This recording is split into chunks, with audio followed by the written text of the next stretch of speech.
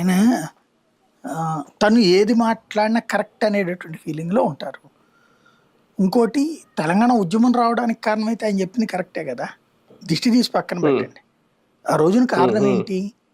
నీళ్ళన్నీ ఆంధ్ర వాళ్ళు పట్టుకుపోతున్నారు, మా పంటలు మాకు అందట్లేదు, మేము పండించుకోవడానికి అంటే నీళ్ళు వస్తున్నది మా వైపు నుంచి, కృష్ణా గోదావరి వస్తుంది తెలంగాణ నుంచి, కానీ వాడుకుంటుందంతా ఆంధ్ర పాలకుల వల్ల ఇది వచ్చింది.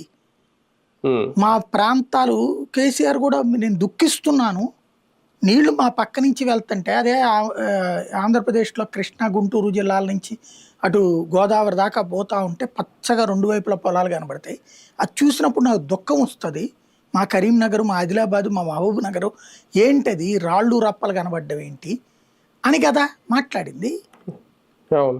అది ఈయన దిష్టి అనే పదం వాడకుండా ఉంటే సరిపోయేది, కాకపోతే క్యాజువల్గా మాట్లాడారు, ఇంకా వాళ్ళని దూషించలేదు. అది తెలంగాణ వాళ్ళ దిష్టి అనేటటువంటి పదం కాకుండా తెలంగాణ వాళ్ళు ఫీల్ అయినట్టు ఇక్కడ అయిందంటే సరిపోయేది. ఆ రోజు నాడు కోరుకున్నది ఏంటి? రాష్ట్ర విభజన తర్వాత వాళ్ళు బాగుపడాలి. కాకపోతే వాళ్ళు సాధించారు అది.